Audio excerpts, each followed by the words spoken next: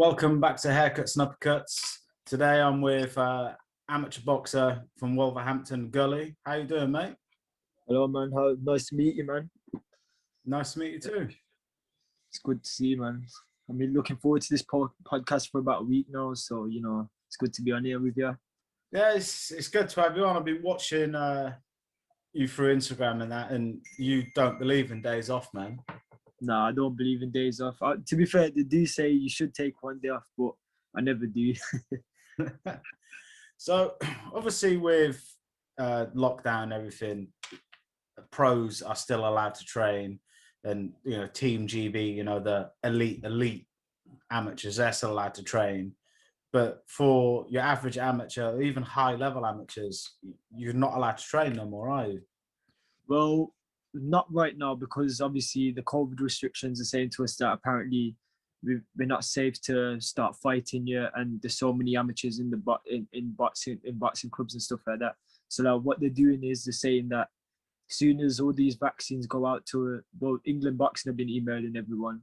They've been saying as soon as these vaccines go out and the COVID deaths go down and stuff like that, hopefully everything will go back to normal. But the problem is that I think a lot of amateur boxers are feeling it right now. You know what I'm saying? So a lot of people are turning pro early, and it affects everyone differently. But for me, obviously, I've got the mentality where there's different fighters out there that probably won't have that motivation, but I keep training anyway. I grind hard anyway, you know what I'm saying? And that's my motto. But we'll have to see how it goes anyway. I'd say in the next 5 or 6 months, hopefully everything will go back to normal.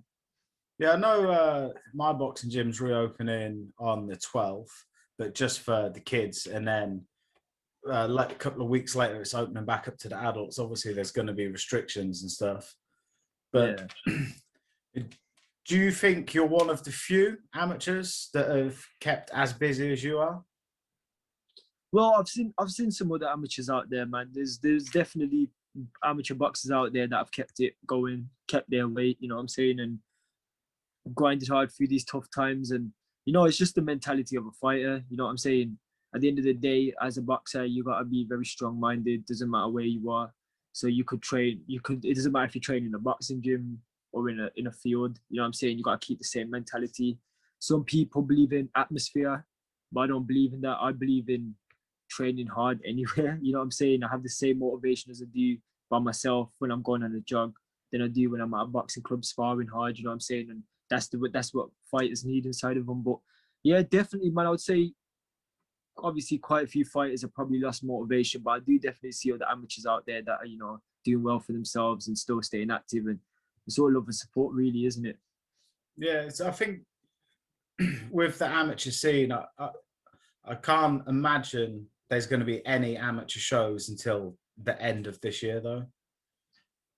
But well, what it is that, to be fair, I would say as an amateur, I'd say September.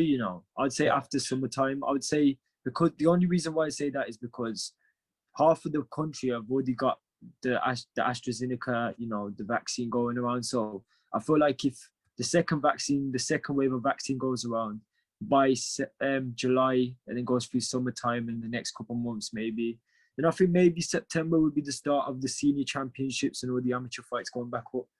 But we don't know, do we? There could be another lockdown yet. It's tough out there, man. It's tough out there because it's just one person saying it, but like for other people, it's just a lot tougher than it is, man. You know what I'm saying? But I'm looking forward to it. I'm looking forward to whenever it is, because I'm staying ready. You know what I'm saying? And that's the main thing. So it doesn't matter if it's in September or December or January. We'll have to see how it goes. So what are your aims for the start of the new boxing season? And obviously you've competed at a high level and done very well in the amateurs so far. Yeah, I've had 32 fights. I've won 25. So like I've been doing it since from a young age as well, you know what I'm saying? But I'd say my aims are probably, I would say, obviously get a couple of fights in there just before I go in the seniors and the Harringay Box Cup and the big stages, you know what I'm saying? But just probably get about 2 warm-up fights in when the boxing starts back up, get on a couple of shows, you know what I'm saying? It'll probably be social distancing bubbles and stuff, but it's just to get back into the ring, you know what I'm saying? Get back into that zone of winning a fight and, coming back stronger every time and just getting that win feeling back. And then gain my confidence again to get back in the seniors, the Haringey, you know what I'm saying, other championships, maybe the East Midlands Box Cup, you know what I'm saying. And my aim is to just win all them titles, you know what I'm saying, get all them gold medals, the national gold medal. I'm looking to get the Haringey gold medal. Just big aims, man, big aims. Just keep winning, you know what I'm saying. If I take it out, come back stronger from it, you know how it is. But you know, that's the whole point of boxing. But yeah, just get them dubs in, man. Get them dubs in. That's my main aim. How old was you when you started boxing then? I was 10 years old, so I'm 18 now. So I'd say just when I turned 10, I'll say about 8-9 years I've been boxing now. Probably about 8.5 years now. Just kept it going, man. Obviously, you have wrong phases that you go in life, and sometimes you do go downhill as a fighter. Every fighter will tell you that, man. Some fighters have their downhill early, some fighters don't have it until later on in their career. But I had a couple of phases where, you know, I could have gone downhill, but, you know, we come back stronger from that. And now I'm seeing greatness, you know what I'm saying? I always think about ambition in my head now. Like, you know, as Marvin Hagler would say, if you look into his brain, it's like a boxing glove, you know what I'm saying? Yeah. And that's how I think, man. It's just all about boxing, and, you know, that's what I love to do. And for 8-9 years, I've been studying the sport, different great fighters, respect all the world-class fighters. Doesn't matter if I support one world-class fighter against another, I still respect all the fighters that step in the ring. You know what I'm saying? That's the main thing. Yeah. That's the thing. Obviously, later on this year, there's two brilliant fighters going toe to toe. You know, you got Canelo and Billy Joe fighting each other. Now, it doesn't matter if you're a Canelo fan or you're a Billy Joe fan, you're going to want one of them to win. I like both of them. I want Billy Joe to win because he's British, but you know, I wouldn't ever bet against Canelo at the same time. So that's the problem sometimes when you get these massive fights, when you get two well-respected champions going at it. Like you're saying, respect everyone that gets in the ring, but the problem is when two people you like fight each other, you don't want any of them to lose. Yeah, well, that's the aim of the sport, isn't it? Like, there's a lot of respect between them. Billy Joe Saunders is a great fighter, hands down. Probably one of the best southpaw slick fighters I've ever seen in my life, man. Like, I watched the guy and I think he's catching people with shots I've never seen in my life. You know what I'm saying? That slick left hand just gets everyone, you know what I mean? And Canelo is one of the best body punches I've ever seen, one of the best head movements, and, you know, he's got the best skills I've ever seen in boxing right now in this era. I would say he's pound for pound number one, but Billy Joe Saunders is close to that stage. Billy Joe Saunders had a great career. He's beat Chris Eubank Jr., David Lemieux. He's beat some good fighters, man. And, you know, he's definitely, I would say, top 5 best middleweights in the world. Obviously, I know he's super middleweight right now, but, you know, in that category, I think he's one of the best, you know what I'm saying? And I think he would cause Canelo trouble. I think he would cause Canelo trouble, but I think Canelo always finds a way to beat his fighters. It's like when Kovalev was fighting. Kovalev is one of the gave Andre Ward a great fight, you know what I'm saying? And Kovalev is one of them fighters that brings it all the time. He's always sharp, he's always strong, and he's been through with the best fighters. And with Kovalev, he was troubling Canelo, but then Canelo found a way to beat him towards the end of the fight. And it's just game plan, really, and we'll have to see which fighter brings it on the night. Yeah, hopefully Billy Joe wins it. Obviously, got to be patriotic, but it's a shame they've got to fight, but it's great at the same time. So, see, you're going to watch boxing as a fan, but you're going to study it as well. So, who do you watch to study? What, like out of them two, or just in general? Just in general. Well, this is, people don't really remember the man, but Arturo Gatti, I study him a lot. I think Arturo Gatti is one of the greatest warriors I've ever seen, man. Like, he didn't have obviously, RIP to him, he didn't have the best head movement in boxing, but his punch attributes, man, is amazing. The way he threw punches were like, I've never seen something like it. Like, you have great fighters that throw fast, slick punches, but with the Arturo Gatti, he was a man that you'd hit and he'd come back stronger. He would never fail to come back stronger either. Even though he took some L's, I still didn't stop watching him. Also, I like Nolito Donaire. Nolito Donaire is a great fighter. I studied him. You know what I'm saying? I've watched his fight, and he's a great fighter, man. Like, even though he's taken L's against Inoue, and that he's still probably towards the end of his career, but even then, man, he gave him a great fight. You know what I'm saying? And still gave him trouble. But Canelo's obviously my idol. I look up to Canelo because he's just a short, stocky fighter like I look up to because I'm short and I'm small and I got strong legs, strong body, you know what I'm saying? And his body shots are just sick, you know what I'm saying? I can't say nothing bad about Canelo, man. He's killing the scene right now. Like after Floyd Mayweather, I've watched that Floyd Mayweather versus Canelo fight many, many times. What Mayweather did to him must have been great because it made Canelo the man he is today. You know what I'm saying? And that just shows you how great Canelo and Mayweather was as a fighter to bring on someone like Canelo to be pound for pound #1 right now and not even take an L. Obviously, there's been a couple of fighters I would say that given Canelo trouble, like Eristan Lara, great fighter, great. You know, he's had slick southpaw like Billy Joe Saunders, probably troubled him as well. But Canelo right now, I can't see anyone beating him, man. Honestly, I think Billy Joe Saunders will trouble him, and I would love to see how Billy Joe Saunders would do against someone like Canelo because he's just a strong person. Even Callum Smith couldn't push him back, and he's a strong middleweight. But it's just, to be fair, I study a lot of fighters, so like I would say the main three fighters are them three fighters I've just mentioned. But I just watch different fighters just to see what type of style they've got. You know what I'm saying? And you know, that's how boxing is really.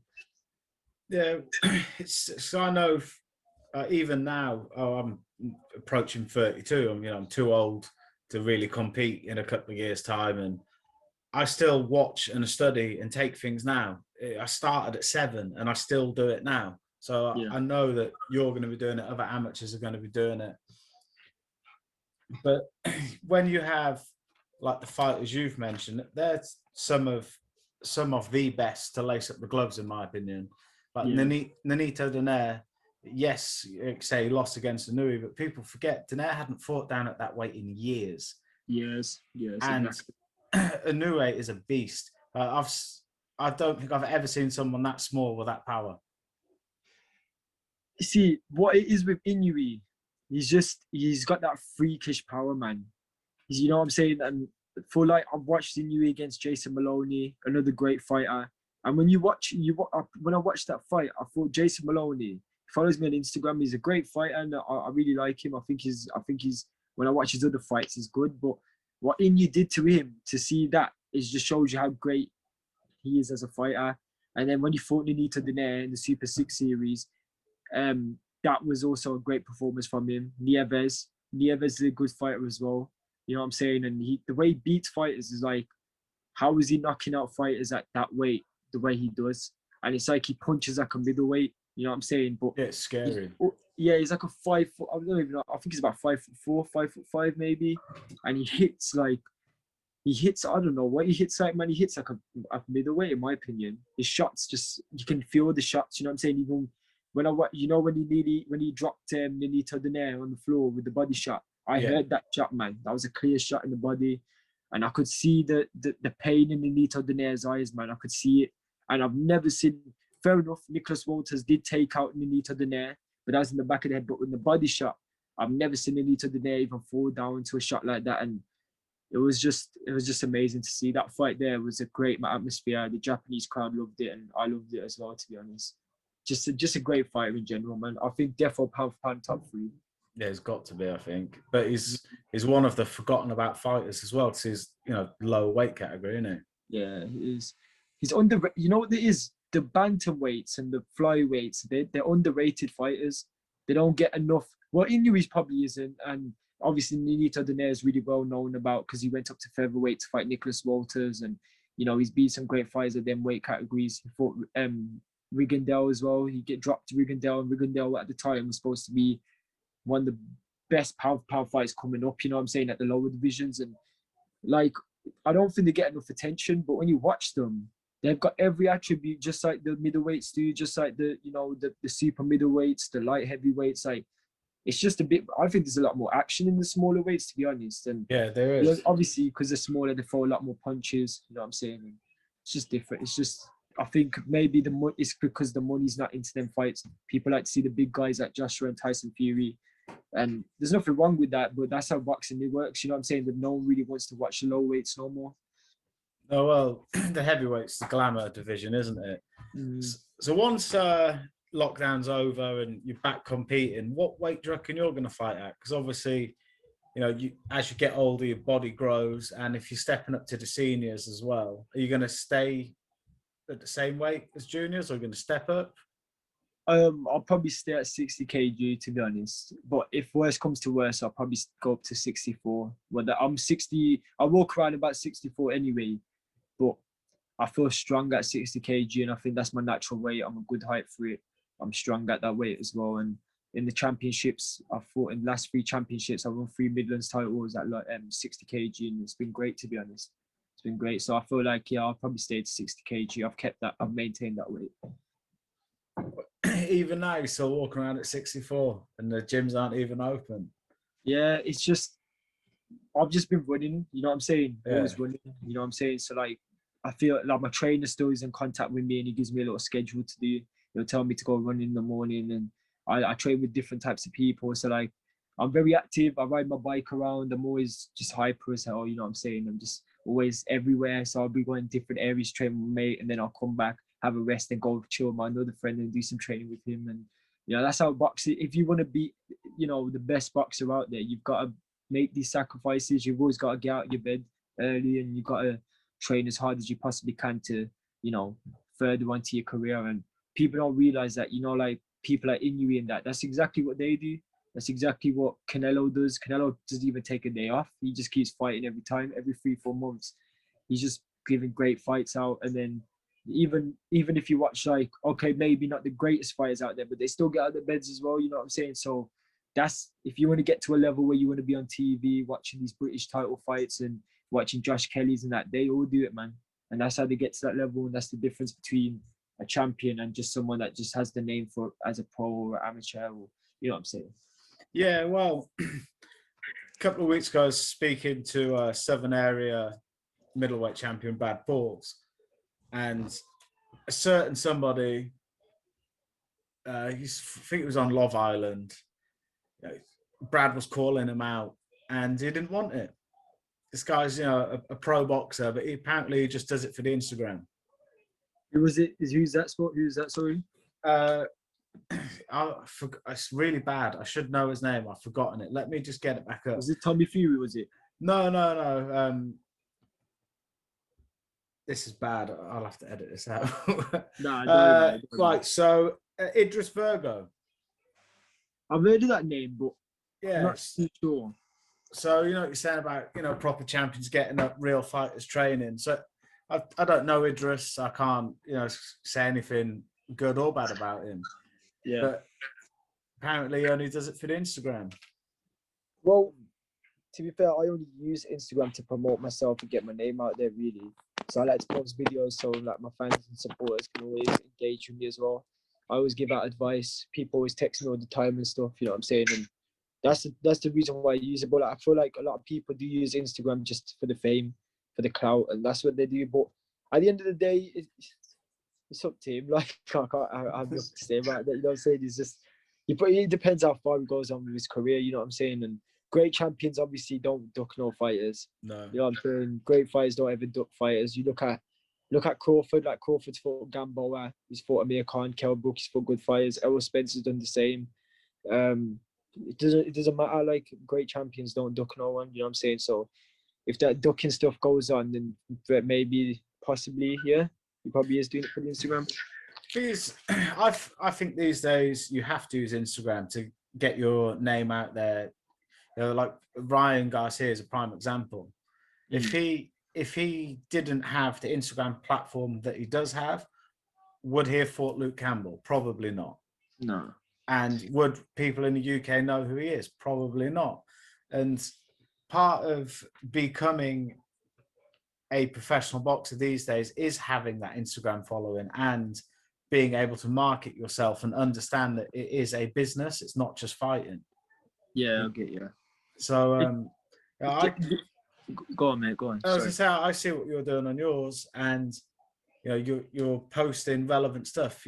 Posting stuff about your training and working and on the pads and running, and it's that kind of stuff that pays dividends in the long run, because you will build up a following, and eventually when you do turn pro, you could have 20,000, 30,000 people on your Instagram account, and that you know, if 10% of them buy a ticket, that's 3,000 tickets. If you got 30,000, Exactly. At the end of the day, what people need to remember as well is that boxing is not like it was back in the 80s and the 90s. Everyone's just ducking each other nowadays, you know what I'm saying? And fair enough, I understand it's more to do with the promoters, really. You know what I'm saying? It's not the fighters, because you look at all these fighters like Tiafimo and that, I know they want to fight. But it's to do with promoters, and hats off to all the great fighters that have been undisputed, like Devin Haney. Like the lightweight division is killing it right now. They've got Devin Haney, they've got Tiafimo, Ryan Garcia, Javante Davis. They've also got Shakur Stevenson, probably going to come up to that weight. Man, they've got like that weight cut, that weight, you know, that lightweight is destroying the boxing scene. They've got it reminds me of like when they had Hagler, Sugar Ray Leonard, Thomas Hearns, and all them. You know what I'm saying? And it is, but back then Marvin Hagler and all these fighters never actually ducked anyone. They used to just sign the contract, boom, let's get in there. Doesn't matter how much money we get. These I did it for the passion of boxing. Do you know what I'm saying? That's the difference. And Tiafimo and that, you can tell they want to fight. You can tell Devin Haney wants to fight Tiafimo. You can tell Javante Davis wants to fight. But it's got to do with the management teams and all these people behind them saying, well, you ain't going to make enough money then, or you ain't going to do this, you ain't going to do that. And it's just people around them that just tell them things that maybe make them look like it's ducking them. But really and truly, we know it's not. We know these fighters want to fight each other, because at the end of the day, if Devin Haney and Tiafimo fought in 3 months' time, you know what I'm saying, they would have an amazing fight, and then they would make so many millions, and that's the difference. But it's just management, really. I think it's something to do with behind the scenes and stuff, but we would never know what happens behind the scenes, do we? no, well, in the words of Lennox Lewis, it's politics. Yeah, exactly, and that's the problem here nowadays. So when do you think you'll turn pro then? If you're 18 now, what do you reckon you got another 2-3 years as an amateur before you turn over? I'm gonna play the smart game. I'm gonna probably turn pro when I'm about 23, so I got another 5 years in the amateurs. And the only reason why is because I think the greatest fighters have built their amateur careers up. You know what I'm saying? And I want to be that part of that. I want to be a part of that amateur. So like, I want to, by 32, I want to get up to about at least 70 to 80 amateur fights, maybe more possibly. I want to just get my name out there and get to the best promotions, and, you know, just aim high, really. I don't want to be in like no small position. I want to get to a stage that's like there, you know what I'm saying? And then build my name up, and then hopefully get them great fights in the future. And I believe in myself. I think that I will get to stages in world class levels, because I can see when people look at me and they think to themselves like, this guy is definitely going to be the person that's going to be from Wolverhampton making it out. You know what I'm saying? Showing everyone what it is and the true potential I have for boxing. And that's what I love to hear, because that's why I post my videos, because I want to make people know that I'm coming for all the smoke. You know what I'm saying? And I've got that confidence in myself. But it's not all about me as well. It's about motivating other people around me. So like people that watch my videos, they'll text me. Some people will be like, yo, your videos are making me more it's like an inspiration to me, because now I'm starting up my own page and I want to try get into boxing and stuff. And that's exactly what I like to hear, because it's about support and love, you know what I'm saying? And I respect anyone that supports me. I don't ever badmouth no fighter. Even my opponents, you know what I'm saying? I respect them because they step in the ring with me, and like they stepping in the ring with me, and also I'm stepping in the ring with them. So it's like that mutual respect, and it's just boxing for you. Like I just don't have nothing bad to say about anyone. You know what I'm saying? And there's fighters out there that obviously badmouth other fighters, and you've got fighters that just stay quiet and do the talking in the ring. You know what I'm saying? I'm that type of fighter, but I've got the talk, you know what I'm saying, and I always do the walking. I always show up. I don't ever like say to myself, well, I don't want to fight today. I'm always showing up. Every fight that they put me in the amateurs, in sparring, doesn't matter if it's training, sparring, doesn't matter, even in jogging, I always show up in everything that I do. You know what I'm saying? But I wasn't just good at boxing. I was good at football and different types of sports as well. But I just always chose boxing. I tried out for Wolves when I was younger and I did well in it, but I never really wanted to get into football because it wasn't something I did enjoy playing football, but obviously boxing was the way forward for me, because when I got into it, my dad put me into it. I just loved it, every moment of it, because I was hyper as hell. So, you know, changed the way I thought. Is that why your dad put you into boxing, to calm you down then? I was just running around everywhere. Like I do, even nowadays, I still do the same thing, but obviously I'm a lot more mature. But when I was a kid, I used to just run around like a crazy kid, you know what I'm saying? But that's what makes great fighters. If you put a hyper kid into a sport from young, they could be the next greatest thing, you know what I'm saying? They could be undisputed world champions in the future, you never know. But it's about at least trying it. You know what I'm saying? Like to everyone that's watching the podcast, I just want to say, if you've got an ambition in something, make sure you go into it. You know what I'm saying? No point going in the wrong crowds and going through the wrong path. Make sure you stay consistent with your grind. And I hope everyone, I know everyone understands that, but some people don't choose to listen, and that's where people's downfall happens. But it's just some advice out there, you know what I'm saying? Yeah, a lot of people need to realize that there's a difference between doing something once a week, twice a week, 3 times a week, to being consistent and disciplined. Exactly. It's a choice to get out of bed and go running. It's a choice to go, well, I know it's your birthday, but I'm going to bring a Tupperware of food because I've got weight to cut.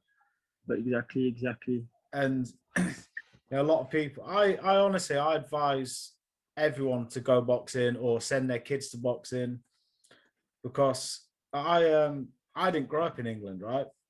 I grew up in Cyprus, and I went to a school where literally everyone was white, right? So when I moved to England at 14, and it's a lot more multicultural in England than it is in Cyprus. But diversity. And you go to a boxing gym, and it doesn't matter who you are, where you're from, rich, poor, black, white, yellow, purple, green, don't matter. It's a boxing gym. Exactly. And I'm not going to lie, you're coming from a small island where everyone knows everyone to a different country, you don't know anyone, and it's diverse. It's scary. And then you go to a boxing gym, which is supposed to be intimidating, like supposed to be. It's not intimidating at all. And you get there and you meet all these people from different walks of life, and you realize that, oh, this is cool. And I just honestly advise it to everyone, because it teaches you much more than how to use your fists and how to move your feet. It teaches you life lessons, and you make real friends. Yeah, I think people also gain confidence from it as well. So like when you go to a boxing gym, I feel like, I don't know if there's boxing gyms out there that make you feel like you shouldn't be there, then that's obviously wrong. But the way I'm from, what my boxing club is like, everyone's welcome. You know what I'm saying? It's diverse as hell. Everyone talks to each other, everyone has a laugh together. But when it comes down to training, it's about training. You know what I'm saying? It's pure discipline. And there's obviously kids in the lower classes that might mess about sometimes in here and there. But as they get older, they mature into the sport. Because I was like that. I used to have my times when I was about 13, 12, messing about in the gym and that. But I feel like that's what young kids do in general.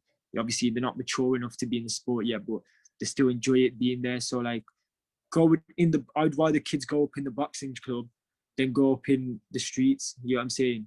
And that's the problem nowadays as well. Like in boxing clubs, there's ex-convicts that will talk to police officers, and you won't even realize. And when they actually say that, it's like, wow, this is what happens in a boxing club. But outside the boxing club, it's not the same. It's like it's different.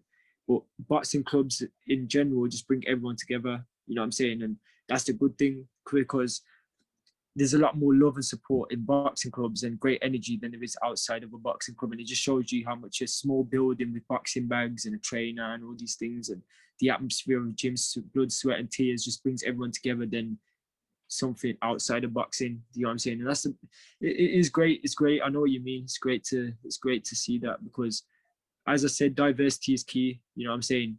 If everyone sticks together, then we can all become strong together as well. You know what I'm saying? And it's lovely to see that. And that's just how boxing should be. And it should be for anything really, any sport, football, cricket, doesn't matter what sport you're in. Diversity should be in every single sport, because it just, like I said, it's the comfort zone of people as well. Everyone needs to be comfortable to be together. Kids need to stay together and stay humble, stay respectful, stay disciplined, and listen to their trainers. And that's when kids start to humble up as when they get older. Do you get what I'm saying? So yeah. No, it's. I think boxing gyms teach a lot more than boxing, and I think it's paramount that kids do sport. They have to do it, but like I say about football and cricket, I just don't think there is that kind of unity in them other sports. It could just be my opinion from my own experiences, but I just think there's something special about boxing. See, you're right, because people say boxing's like an intimidating sport, but it's not, man. No, it's not. Because how can boxing be an intimidating sport when kids from the streets will get off the streets and go into boxing?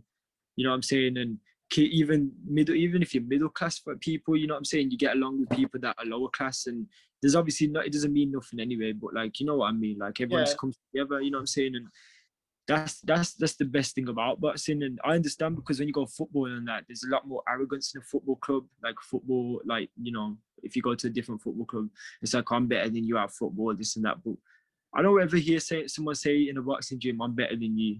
You know what I'm saying? I never hear that. And I don't think there's enough. Maybe you have a couple of people that have egos and stuff, but it's not like football, where like footballers obviously think they're better than each other all the time. You know how it is, man. Like football is a different type of atmosphere of a sport. But in boxing, I don't think I've ever heard in my boxing club, or even going to different boxing clubs, saying that I'm better than you. You're not, you should not be here. You should not be here. Like, the disrespect, there's a lot more discipline in boxing than there is in other sports. And that's the reason why boxers tend to be a lot more respectful than other sportsmen in different sports. But even then, I've watched cricketers as well. You know what I'm saying? Great cricket. I like cricket as well. I think it's a good sport. And when I watch the IPL, the 2020 and that, they all have respect for each other, and there's a lot of diversity as well in them sports. So, but maybe boxing is just a different factor. You know what I'm saying? There's a different factor to life than different sports. But yeah, I get you. Even like MMA, I was going to say, like MMA brings it as well now. There's a lot more, because Thai boxing and that comes into MMA. So there's a lot more diversity in MMA, and everyone's coming back in together into that, which is good, because it just shows there's another sport that's bringing a lot more people together. And that's good to see, because even though it's people, like there's a lot of people out there that would say it's a violent sport, and people, how could you do that, man? Like, I've got a boxer's nose, you know what I'm saying? So like, when people go into a boxing gym, they're going to think, oh yeah, he's a proper boxer, he is, you know what I'm saying? But they say it's violent, they say, oh, you get injuries and this and that, but what don't you get injuries nowadays from? You can get injuries anywhere, you know what I'm saying? You could be a firefighter, a police officer, you can get injuries, you can have a construction job and get injuries. So it's just the way mentality is. It's just, you know, I think boxing is the best sport in the world, in my opinion. I don't think there's any sport that will ever beat boxing, because even when it comes down to football being the biggest sport in the world, I still think everyone loves boxing more, you know what I'm saying, deep down, and yeah. that's the difference. I guess you'll be tuning in this weekend. Yeah, I will be. Who's fighting this weekend? Sorry, just remind me. Povetkin Whyte rematch. Yeah, I was just gonna think it. I thought it was Conor Ben, but he's fighting a different time. He is. Yeah, what's his name? I think Dylan White's obviously gonna beat him in the rematch. Hopefully he does anyway. But I like Dylan Whyte. I think he's a very game fighter. He's got a lot of heart as well. He's got the eye of the tiger. That's what I see in him. He's not scared to fight. He loves to step in the ring.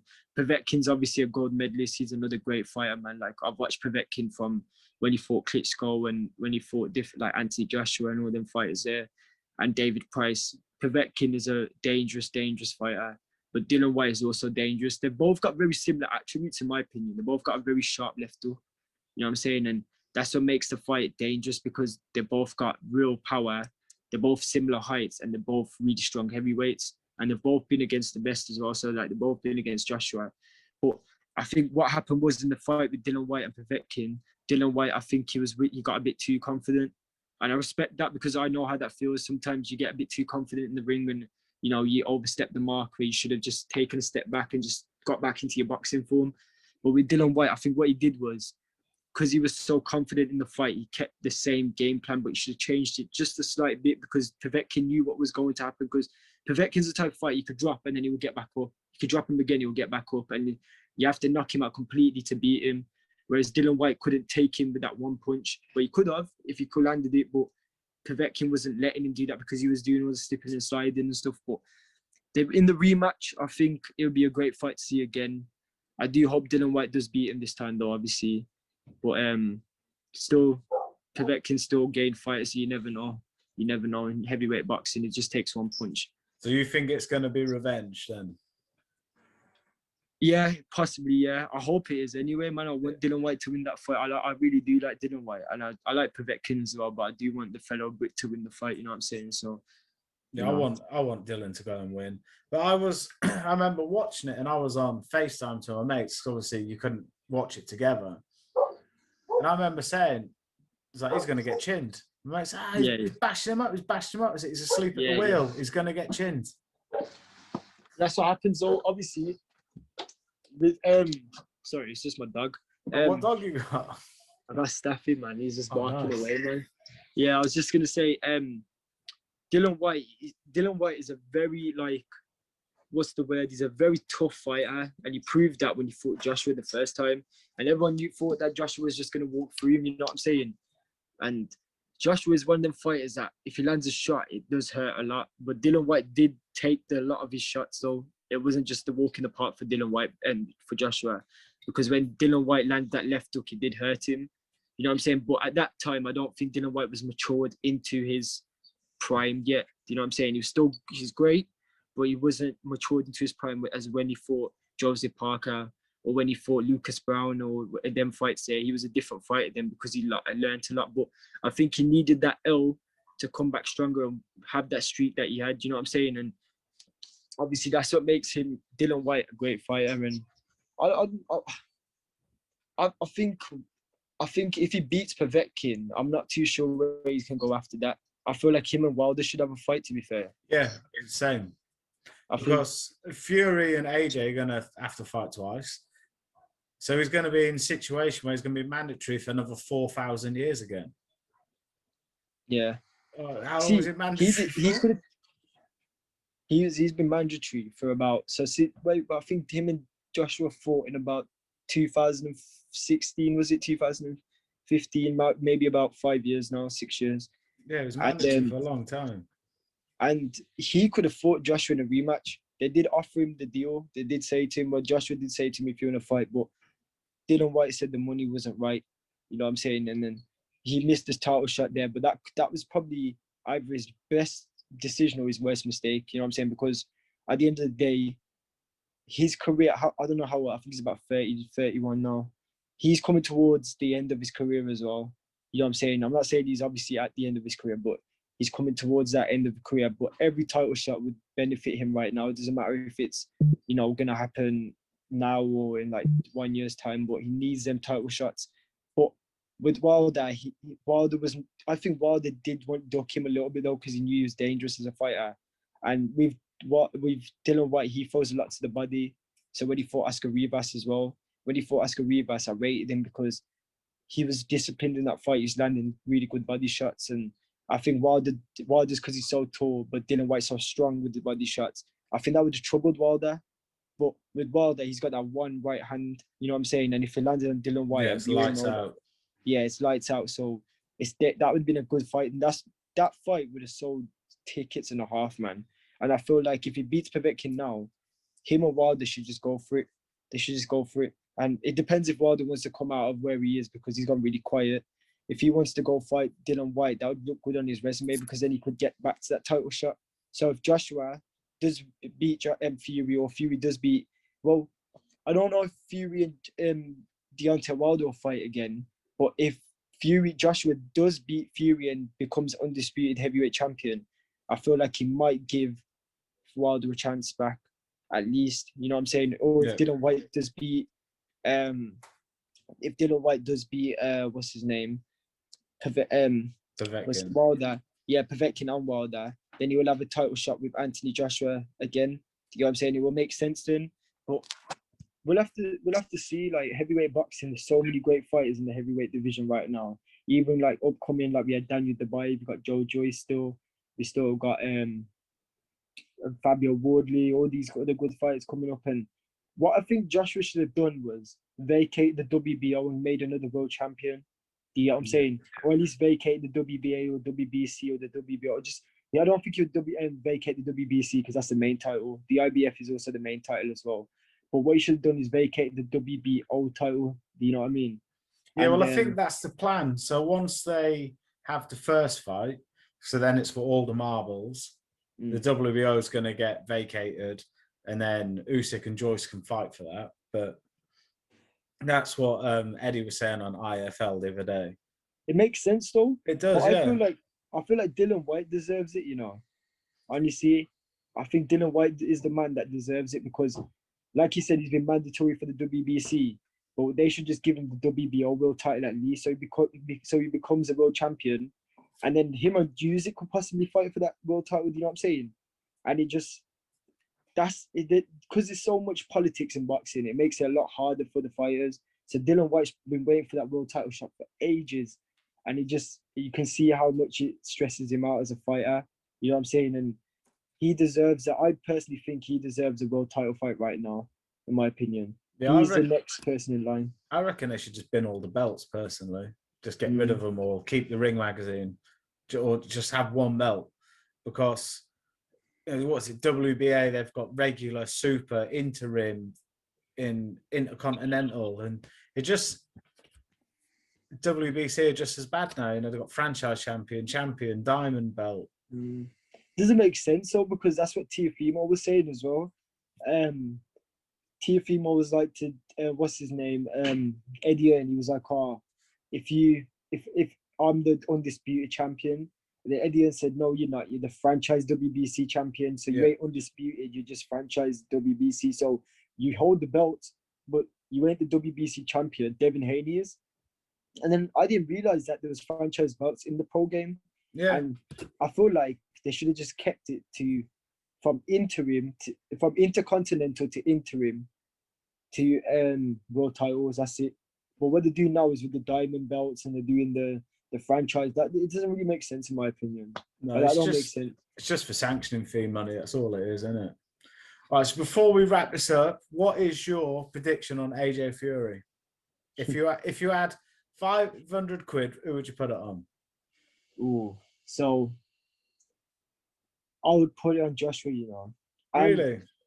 I like Fury, man. I think Fury's a great fighter, and I always will think he's got the best movement in the heavyweight division since I've seen Muhammad Ali, probably. But the problem is that I feel like Joshua knows how it feels to lose now.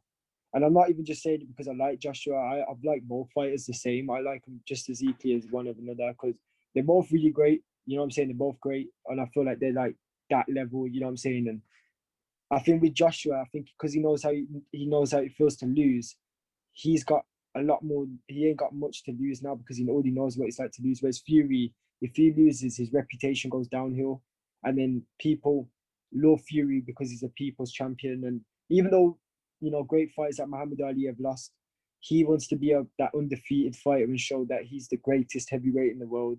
And that's what he proved in, obviously, the Wilder fight when he got back up in the 12th round and he showed the world how he was. But I feel like Joshua just isn't Wilder. Joshua's a lot stronger than Wilder, as in, the way, okay, fair enough, what he did to Klitschko to rack him up and hold him tight and make him tired, and that it won't work with Joshua, because I feel like his game plan's going to be a lot more different to what Klitschko. He's obviously going to watch that fight over.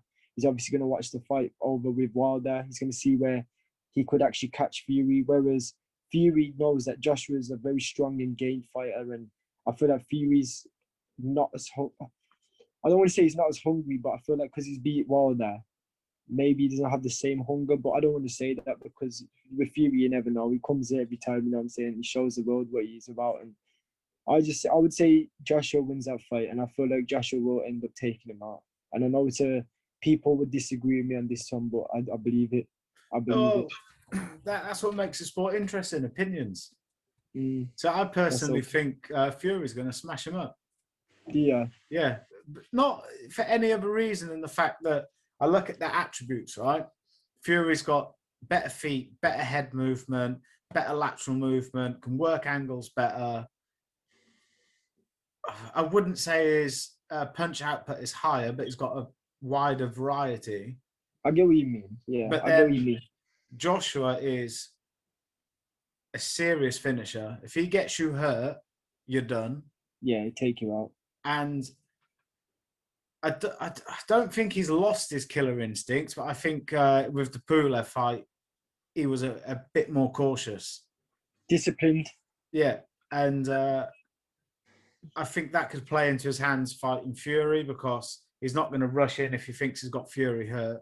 And let's face it, if you've got Fury hurt, that's not enough. You need a baseball bat, a shotgun, or something, because he gets up. Something that Joshua could use, though, is body shots. I've never seen no one take it to the body with Fury except for Otto Wallin, really. That was the only fighter. Even though Otto Wallin was not probably the best fighter out there in the heavyweight division, he still gave problems to Fury. And I know he could maybe... And what Joshua needs to do is go for the body. I can see it clearly. Fury will get hurt to the body because he hasn't obviously got the best physique and he ain't trained for his body. But the only problem is that you can't catch him to the body because he's like there and he's like over there. You know what I'm saying? And it's gonna be a trouble for Joshua, but I feel like Joshua will find a way. And I feel like now he's changed his he's changed his he's changed his training. He's got different trainers now. He's got Floyd Mayweather helping him. You know what I'm saying? Obviously, I know that it's the fighter himself that's fighting, but that Floyd Mayweather help might just give him the the angles and give him a lot more attributes in this fight to beat someone like Fury. But now that the fight's signed, at least we know that there's no more ducking no more. You know what I'm saying? There's no more talk. So we're just ready to see the fight, and I can't wait to see it. If Fury does win the fight, fair play. If Joshua wins the fight, fair play. I want to see both of them do really well in that fight. But I feel like, in my opinion, Joshua's going to win that fight. And I feel like because he's the underdog as well. I like underdogs. You know what I'm saying? Yeah. Because I love how the underdogs come and prove the critics all wrong, because that's what I am. Like, people always prove me, like, say to me, you ain't gonna do this and that. But I just think, nah, you'll see, you know what I'm saying? And when I show people how it is, it's the best feeling in the world. So I feel like Joshua's gonna have to prove to the world that he is the best heavyweight, whereas Fury's obviously got that reputation of being the best heavyweight already. You know what I'm saying? So we'll have to see anyway. We'll have to see. That's a fair point. I never actually thought of that, the mental side of it. I just, because you look back, and against Klitschko, Fury was the underdog. Both times against Wilder, he was the underdog. Even though, as far as I'm concerned, he beat him in the first fight, rose from the dead like the Undertaker in the first fight as well. Yeah. But he still went into that rematch as the underdog. And if he goes in there and he's not the underdog, you never know. See, I knew Fury was going to beat Wilder. I thought Wilder, would drop him. I did predict that he'd drop him though, but I didn't know which round he would drop him. But I did predict that Wilder would end up dropping him. But I didn't know he was going to drop him the way he dropped him. You know what I'm saying? I thought it was going to be one where he might just catch him. Like he dropped him in the 8th round, was it? In the 8th round when he just dropped on the floor and he caught him with a shot in the back of his head here. And then I thought, all right, fair enough, there might be a knockdown. I did think like that, but I didn't think that Wilder was going to put him on the floor the way he was. And then I thought that fight was over. When I seen that, I thought, that's it, it's done now. And then boom, the guy got back up and won the rest of the round. It doesn't make sense. It doesn't make sense. It's mad, isn't it? Yeah, it does. But we'll have to see anyway, man. I think that would be a great fight. I know you will enjoy watching that fight because we're both boxing fans. And as a boxing fan, don't get twisted. As a boxer, I'm still a big boxing fan myself. Yeah. So even though I'm going to be probably potentially one of the greatest fighters in the future, you know what I'm saying? I still love watching fighters now, even if they're undercards or underdogs or whatever. We'll have to see, man. And that's the love of sport of boxing. There's only one winner, unless there's a draw, and then you come back rematch, and then there could only be one more winner. So, I'm just ready to watch that. I'm happy to see it, and I'm happy that they signed the deal anyway, because we'll have to see two great fights now. So, yeah. Well, what we'll have to do is we'll have to get you back on after the Billy Joe Canelo fight and after the AJ Fury fight.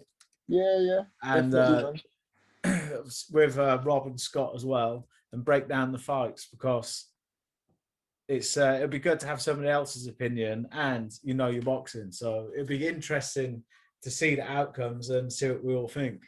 Yeah, definitely, man. I'm anytime, man. Anytime you want me to come on the podcast, just let me know. You know it is, man.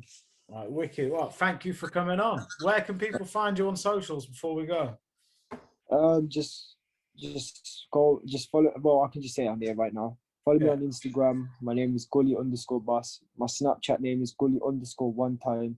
And my Facebook name is Gully Powar. I don't really use I don't really use Twitter and that anyway, but mainly I use Instagram. So if you want to see my best boxing content, please follow me up on Instagram. Please follow up Haircuts and Uppercuts as well. Great podcast, man. You know what I'm saying? And, I'll be promoting this anyway, so don't worry about that.